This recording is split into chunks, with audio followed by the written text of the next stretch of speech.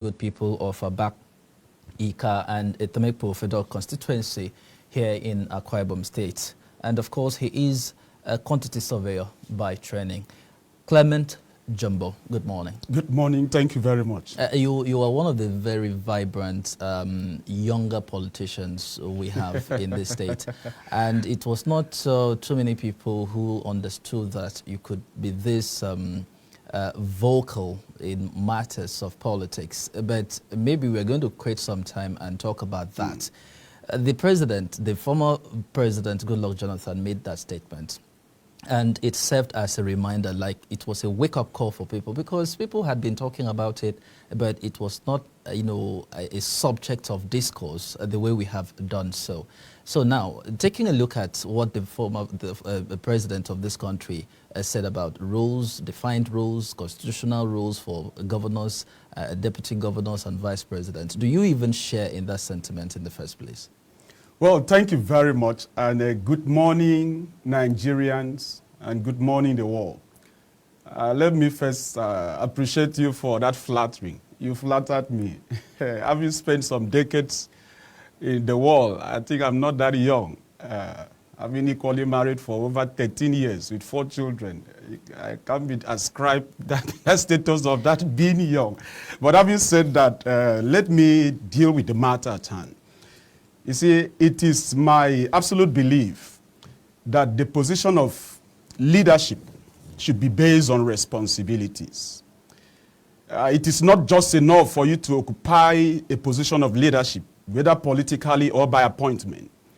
But embedded in that position are responsibilities which the people demand from you, which you must equally make sacrificial effort to live out those responsibilities daily. Take note of that word, daily. It is not a monthly responsibility. It's not a yearly responsibility. It is a daily responsibility that you must live out to the people. And most at times, this responsibility taxes you, which requires a lot of sacrifice. So when that is lacking in the person that occupies the position of leadership, it calls for question. I want to believe that is actually where the former president actually drew his attention, his inspiration to equally make that statement, that the positions or the responsibilities of vice president and that of the deputy governors are not defined. I mean, to some extent, it's correct. When the former president said defined, what exactly? Because we know that, for instance, the vice president is the chairman of the National Economic Council, and that is a responsibility, and the membership is drawn from the 36 state governors, and he becomes the chairman. And of course, the one in charge of emergency situations and disaster management and all of that. Is that not defined enough? It is constitutionally. That is of course. If you look at the 1999 Constitution as amended, Chapter 2 talks about the fundamental objectives and directive principle of state policy, where obligation of the government lies. That is the basic. That is the, what do I call it? That is the LCM, the lowest common multiple. And if you go down to section 13 of that very chapter, it says, it shall be the duty and responsibility of all organs of government and all of authority and person exercising legislative, executive, and judicial powers. What does that mean? It means every strata of government, the executive, the legislature, and the judiciary, have defined responsibility. And where does the vice president and the deputy governor's responsibility fall? It is in the executive. You see, that is where it begins. Have we been magnanimous enough to actually attempt to exercise the infinitesimal proportion of the powers and responsibility that the 1999 Constitution ascribed to the personalities that occupy this office? The answer is no. The question should be why?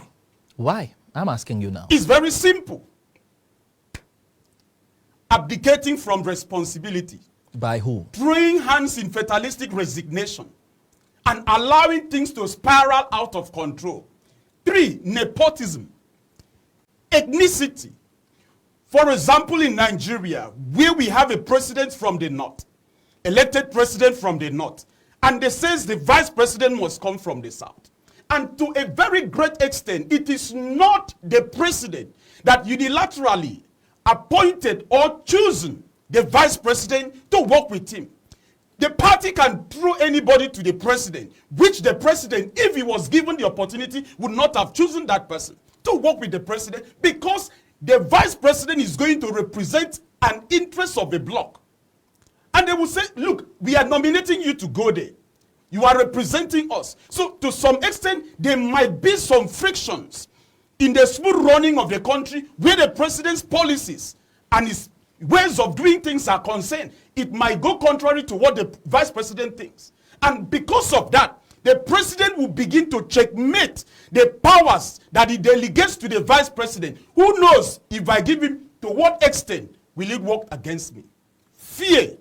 And fear is a perfect fate to failure, where you cannot allow your subordinate exercise the constitutional role that has been ascribed to him or her. It becomes a problem. We have seen how a power that is delegated to the maybe deputy governor or the vice president, next thing, he wants to kick his boss out.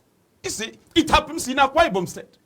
So because of that fear, which is not healthy, so whatever that we need to do to eliminate that fear out of our policy, our polity, it will be better for us. All right. When a presidential candidate of a political party emerges, and the next major task is for him to choose who is going to run with him on Absolutely. that ticket. I am asking you this because you are an insider, you are a politician, you know what's happening there. Whose responsibility is it supposed to be for the choice of who runs with the presidential candidate? Is it that of the party or the sole responsibility of the presidential candidate? If you ask me sincerely, I will tell you it should be the sole responsibility of the candidate. And the vice president of a political party to represent the people of Nigeria should not be based on ethnicity, region, where the person comes from, which particular interests he represents. Because I see the vice president as, and the president as a husband and a wife. To some extent, some parents will say, oh, I don't want my son to marry from this particular tribe. I want my son to marry from this particular tribe. Based on maybe the misunderstanding that existed years before even the son was born. So the parents now bring to bear the differences they had 20, 30, 40, 50, 100 years ago and continue it in the person of the new son that they've brought into bear. And if the son is intelligent enough, he may want to probe that. Why do you want me not to marry from this particular tribe? And the father will sit down and begin to chronicle bad history that existed years back, that the son did not have any business to do with it. And that became to form a mindset, an ideology that is not healthy in the mind of that son. It begins to see people, female from that particular tribe, not being good enough to cohabit in the life. The same thing. Nigeria has evolved. The Nigeria we had in 1960 in the independence is definitely not the Nigeria we have today.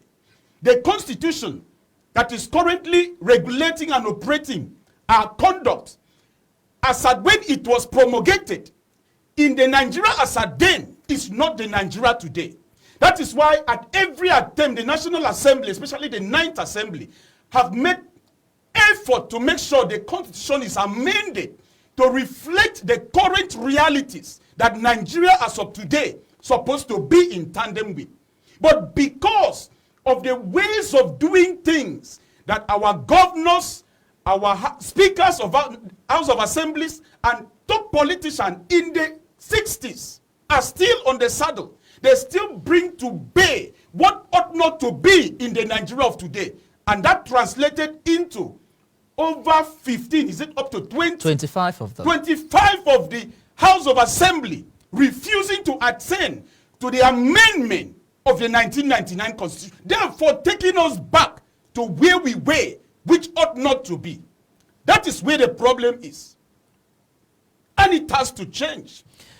A couple of times we have seen people, public affairs analysts, politicians, and even governors themselves make some very disparaging a description of the deputy governors. For instance, some people say the governor or the deputy governor or the vice president are spare tires. Now, when you say somebody is a spare tire, is that not the beginning of why they are treated the way they are treated? Well, I wouldn't want to share in that sentiment. There is no deputy governor that is a spare tire. If that deputy governor knows his responsibility as the deputy governor. Do not forget the requirement that brings a governor to becoming a governor is the same requirement by the Constitution that is enshrined to bring the deputy governor. Because in the event where the governor is incapacitated, it is expected that the deputy governor will seamlessly assume the responsibilities and functions of the governor. Therefore, the deputy governor is not a spare tire. It still brings to mind what I said earlier. The position of leadership is in being alive to the responsibilities of that position. As a deputy governor, there is no governor that you are deputizing for will stop you from exercising the very basic, what I call the fundamental responsibility of a deputy governor. And what are those responsibilities? Are enshrined in the Constitution. Look, in the government and the people, if you look at section 14 of that chapter 2 of the 1999 Constitution, it says, the Federal Republic of Nigeria shall be a state based on principles of democracy and social justice. Social justice. Section 2 says, it is hereby accordingly declared that sovereignty belongs to the people of Nigeria. Is the deputy governor occupying a position that his responsibility is answerable to the people of Nigeria? The answer is yes. Now, according to those places you have quoted, I want to understand if there is a direct provision that demands that the deputy governor or the vice president must be answerable to the president or to the governor, as the case may be, rather than the people, because that seems to be on paper. And one of the problems we have in this country that a lot of people are complaining about and need change is the fact that we have very, very beautiful laws and policies in the country, but the implementation becomes a problem. Exactly. How come do we have these very, very definitions in the Constitution, but in practice we are yet to see them? That is where the rubber meets the road. It is easier said than done. And that is where the bulk of the problem lies. It is very easy for somebody to sit down and articulate, talk. I will do this, I will do that. But where that position is given to you to respond to all those things, that is where the problem is. And it still boils down to the definition I said earlier. The position of leadership is in being alive to the responsibilities of that position. Why will it be a deputy governor is elected? The governor is elected. The president is elected. The vice president is elected. What are they elected to do? Is to discharge responsibilities daily. But in many cases and many instances, we've seen them sleeping on duties. And the Nigerian people are not conscious enough to call them back to their responsibility. And that is where it is a problem. For example, before I land on that thought, it says here, sovereignty belongs to the people of Nigeria, from whom government derive its constitutional power. The people are superior to government. I want to be quoted right. The people of Nigeria are superior to government because it is the people that constitute the government. And something that you constituted cannot be superior to you. Government should answer to the people and not otherwise. The people elect government functionaries to save the people and by extension save the nation. Failure to do that means you are failing in your responsibility and you should be shown the way out through the ballot. How are you going to be shown the way out when the consciousness of the Nigerian voters are still revolving about he is my brother, he is from my political zone, and not on the basis of a capacity, not on the basis of track record and all of that? You earlier made mention of the fact that if you elect a leader and he is not shouldering the responsibility he is supposed to shoulder, he should be recalled. And I'm asking you, what shape? How is he going to be recalled? There has been protests. NSAS protest was there. A lot of people were called to resign and all of that. We saw what happened in the United Kingdom, where the United Kingdom Prime Minister, because she felt in a particular responsibility, had to give the way, and today we have another person who is in charge. So when people have been asked to resign from their positions because of a responsibility and they have not been able to do so, what other format do you think should be the option for the citizens to get them out of office? First, we need to ask ourselves, where did this problem begin from?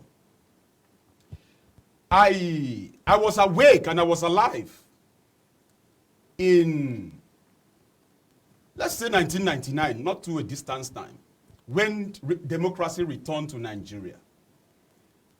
We saw that majority of Nigerians voted for the government that came to be. That is the government of Olusegun Obasanjo in 1999. And the constitution is here. Says a president will serve the first term, and if re-elected, the second term, and no more. Is there.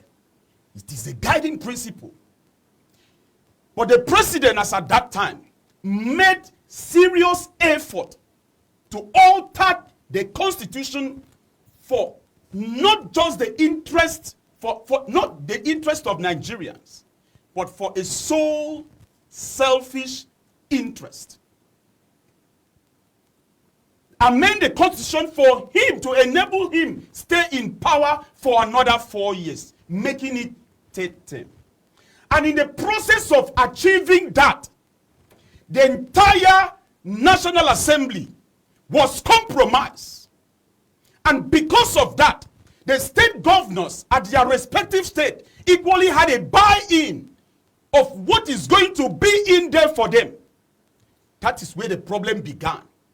Joint account came into being, where instead of sending money to 774 local government areas and 36 states plus FCT, money was sent only to 36 states.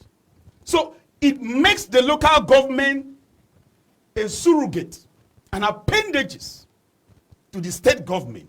That was where it began. Then it skyrocketed from there, that the governors has the prerogative right of choosing, in Akwa Ibom State, for example, choosing the 26 House of Assemblies members, electing of who should be the speaker, the councillors, the chairman, just by one person. When you say that, please hold on. It appears to be an allegation that is very serious. Do you have your facts? Because we understand elections were held. We understand that political parties, the PDP in this case, for instance, had primaries that produced those candidates who eventually became. So how then was it the responsibility of governors to do the choosing? Who is the chief security of the state? The governor. Does the governor belong to a political party? Yes. Does he have a say on who becomes what in the state? Yes. Right now, the governor unilaterally said this is the person, the preferred candidate he wants. What can you do about that? So the governor is partisan. He therefore is interested on who plays what role in his government. So that is where the problem is. Selfish interests came and take preeminence against the interest of the nation, the interest of the state. And let me bring to us a quote that was put together by Lee Kuan Yew. He's a famous leader in Singapore. He literally brought Singapore from a third world country to first. And if such a man makes a statement, I believe him. Because he has demonstrated it, practicalized it, and made it a reality. Singapore had independence, I think, in 1965. And in 1990, Singapore, from a third world country, became the first world country within a space of 25 years. And if that man makes a statement, I think to believe him.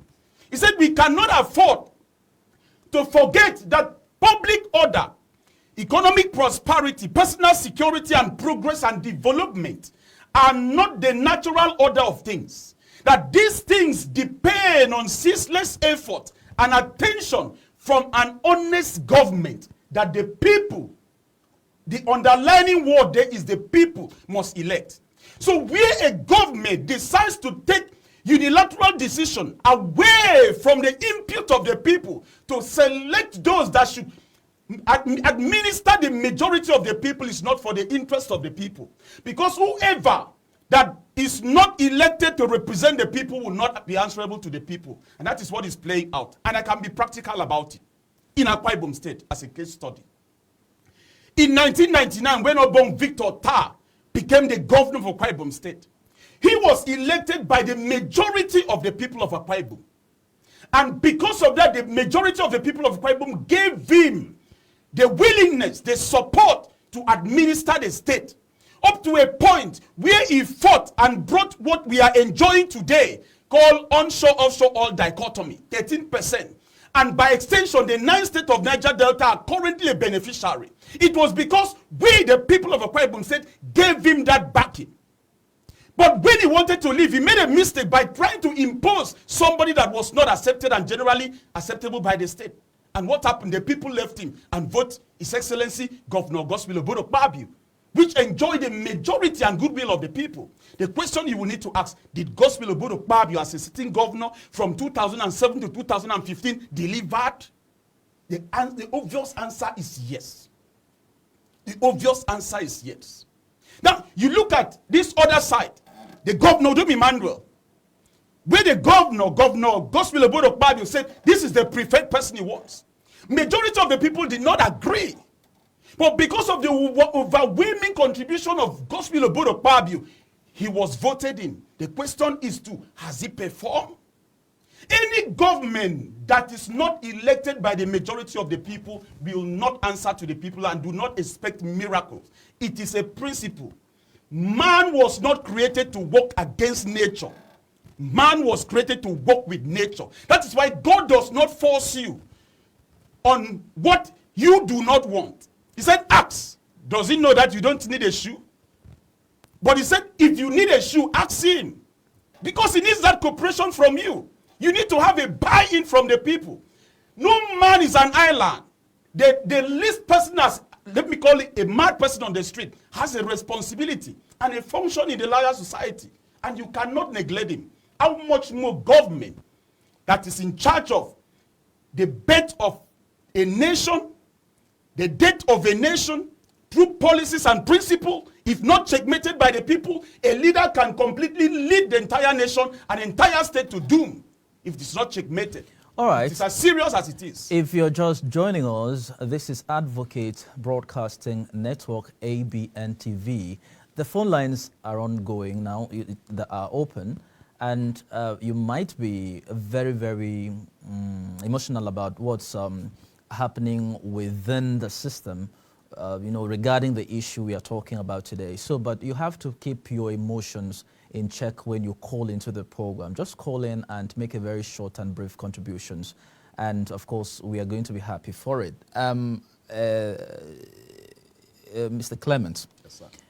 A couple of times we've seen deputy governors, let me not say vice presidents now, because since those ones are not plenty, we've seen a couple of deputy governors who attempt to be different on a certain policy of his boss. And before you know it, the House of Assembly will cook up a story and kick him out of the system. How are we going to solve this problem? We are going to solve the problem. Maybe I want to make suggestions now. By amending the Constitution. The Constitution to reflect that the governor should not choose his running mate. That's number one.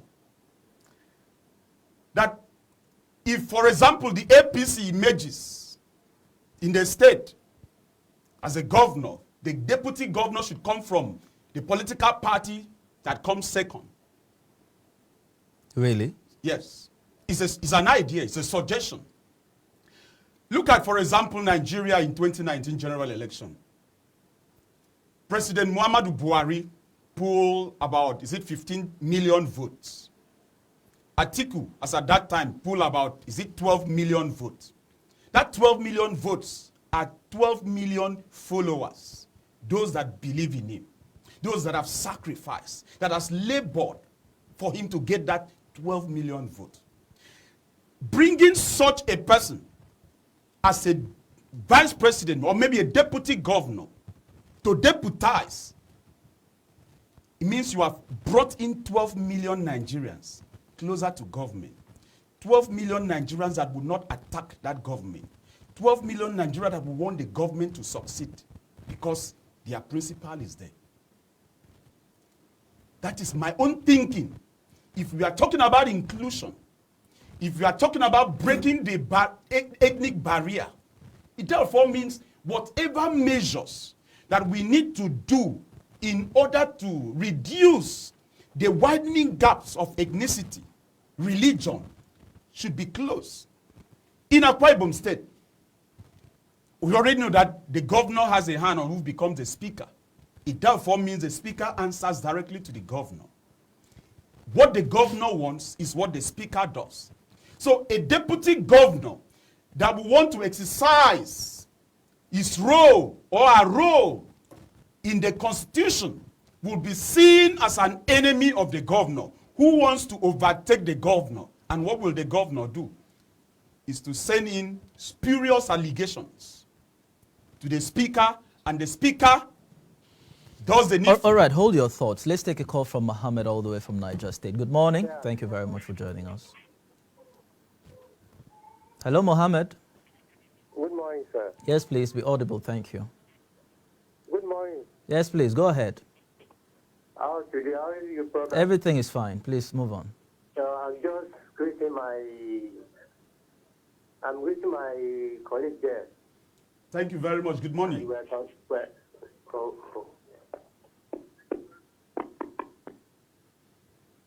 Okay, so you may continue. Yes. You were talking about the speaker. Yes, the governor will now send some spurious allegation to the speaker. And of course, the speaker knows what to do.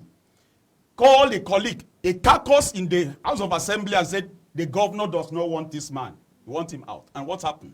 The next thing, the deputy governor is booted out. And there is nothing you can do. Because the truth of the matter, the House of Assembly, the National Assembly, have the powers to remove the president or to remove the governor, but not not otherwise. The president of the Federal Republic of Nigeria does not have the power constitutionally to remove either the Senate president or the speaker. The governor does not have the constitutional right to remove the speaker or the deputy speaker. So what will the governor do is to bring in these two critical principles to himself. That is why the joint account of the legislation is tied to the executive. All right. Hello, good morning. Hello, good morning. Hello, good morning. Yes, please. Welcome to the show. Good morning, Mr. Buckley. Yes, please. Good morning, Mr. Clement. Good morning, sir. All right. I really appreciate and I love your analysis very well. Thank you. But we continue to uphold you. In this country we have today, actually you really made your point, and I see the fact out of the points you've made today. The problem has been on ground right from the 1999 Constitution as amended. Because what happened there is that, fine, we are really having a good constitution in this country. But are the leaders, are they really implementing it? That's the first problem. So I've agreed with all what you said. The only thing I disagreed with is that, imagine the fact that in this country, we even divide the deputy. If I have to be honest with you, I hardly know the deputy governor of Lagos State. Because it looks as if we don't have, they are not given any responsibility. They are not even, their name is not even pronounced. Because there is no obligation given to them. But the only thing we keep hearing is only the governor. and the president. Why? You know, you made a statement the other time, Mr. Bassi made a statement that they see the deputy as spare tire. I partially agree with him. In the sense that these people have been silent. They don't even know, maybe some of them, some of the leaders, some of the co-governor or president, they are afraid of their job because most of them know that they are failed. And giving the deputy opportunity might even do what they failed to do, might do it. And with that, the glory that's supposed to be given to them might be given to the to their deputy. So that is why most of these leaders, most of these governors and presidents find it difficult to allow their voice to showcase. Just for instance, for an example, I don't want to say, but I believe we all know that there was a time a leader traveled out of the country for medical checkup, and the vice was given an opportunity to showcase what God has bestowed in him. And we see the changes. When the leader comes back, when he came back to the country and he sees that things have been normalized, what did he do? Instead of him to show what? To show appreciation, to show gratitude, they bring up attitude by silencing the vice. Please round off. Thank you. All right. All right. Thank you very much. Israel has said quite a number of things. When the deputy governor is asked to oversee the administration because of the absence of the governor, and he does his job, he gets into trouble with it. Agreed. That stems from insecurity. When maybe a leader or a governor or a president is not a secured person, a secured man, is not bold, it doesn't know why he's there, that the powers and responsibility of a governor or a president is enormous. That is when you begin to be fidgeted, when your vice or your deputy begins to take responsibility that you are not comfortable with. But it's for the sole interest of the government. But there is this common saying that you cannot outshine the master. No, it's wrong. What is outshining? You have been elected the governor. Everybody knows. You have been elected the president. Everybody knows. What is outshining? I can wear a bathroom slippers with my singlet, maybe with a boxer. That does not reduce me from being the governor or the president. Let's take a call from Samuel from Abuja. Good morning. Yes. Yes, please. Go ahead, please. Yes, good morning, sir. Yes, Sammy. Yes, you are doing a good job. I want to appreciate you and appreciate the guests there. Talking about the issue of the deputy in this nation, the truth is that we are not ready for nation building. Most of the people we have at the end of affairs are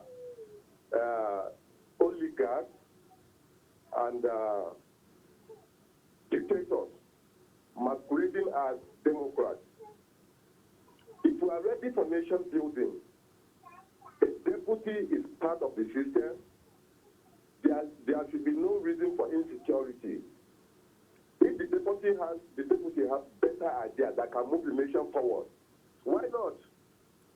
Why should a governor feel insecure when the deputy, for instance, for example, there was the time the president traveled out of this country, and he left, the vice president took over, and people believe that during that short period, there were some changes, positive changes actually. And when the president comes back, we all know what happened. So if we are ready for nation building, and in your absence, the deputy governor or the vice president is moving the nation forward, why should you be worried about that? But because we place religion of ethnicity and religion, so there's this fear, there's this fear, there's this misgiving. Oh, if I allow him, he will be powerful, he will be popular, he will be this, he will be All right, that. thank you. The nation as a project that should be moved forward, all this will be there. Thank you very much. Thank you for your time, yeah. Is the deputy governor and the governor, are the deputy governors and governors not supposed to be working together? Because it is a joint ticket. So I am the governor, you're the deputy. Is it not supposed to be a situation of cross-pollinating ideas, sitting down together every morning when you go to work, you walk into the office of your boss, the governor, and say, oh, this is what I suggest. Okay, this other policy, I think if we do it like this, it is going to be better. Do you have to wait for for the governor to travel before you now show that you can do something? Is it not what it is supposed to be? You see, when I wanted to get married, I and my spouse, as I then went through, or my fiancés, is that how they call it? Yeah. Went through a premarital counseling class. And what we were exposed to was that there is a period of lengthy conversation in relationship. The relationship that exists between the deputy governor and the governor, the president and the vice president, is supposed to be on a communication basis. As a husband, as a wife, there is no way you will wake up and you will not greet your wife, or your wife will not greet you. And you begin to chart the course for the day. It shouldn't be until when the president is absent or when the governor is absent, that is when the vice president or the deputy governor begins to showcase and begin to act. At that point, you don't experiment a new idea on a fresh stage. It is something that you have been practicing. You know the body language of your principal. You know what he would have done in a situation like this in his absence. You simply slide in and act in accordance with the laws. That when people feel that, some people feel that maybe the vice president or the deputy governor wants to outshine the governor or the president, it shouldn't even be there. Because if you ask me, what the president does as his policies, his programs, it should be a collective input. The input of the vice president, that of the deputy governor, should be sought for. And that policy that comes out is the policies of the government. And the government includes the deputy governor and the vice president. The policies of the governor or the president should not be alien to the deputy governor or the vice president. So two of you should be seen acting in harmony. And wherever there is no harmony, there is chaos. Just on a final thought now, and I'm going to give you 30 seconds for it. What should be done? Because we need a way out. Governors, deputy governors and vice presidents have been described as spare tires.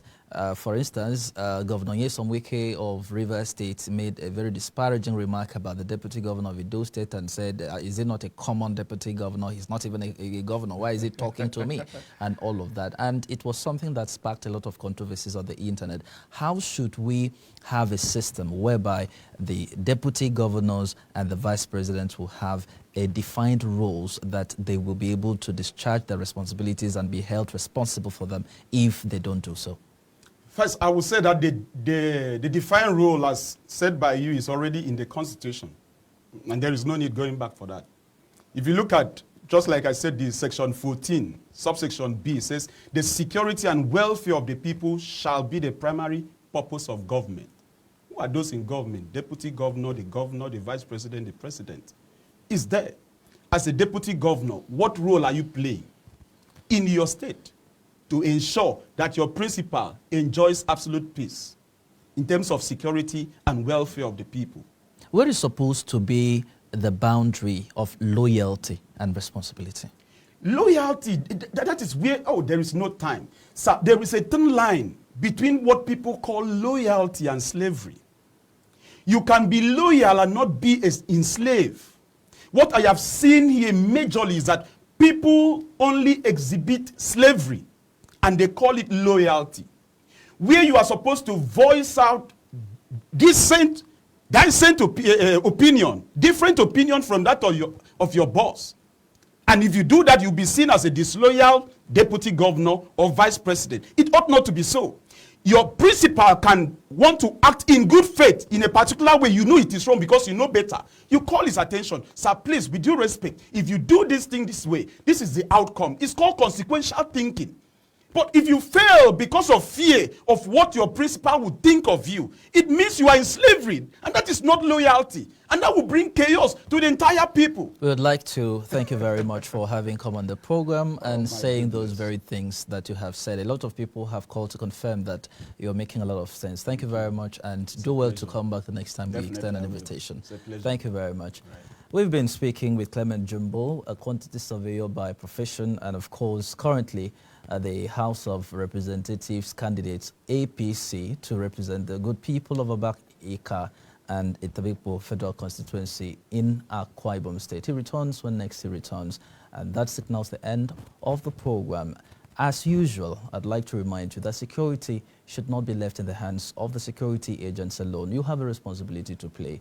Report every suspicious movement and character around you in your neighborhood to the security agencies so that together we can live in peace and harmony and, of course, enjoy the shared progress of this country. My name is Mike Abasi. See you on Monday.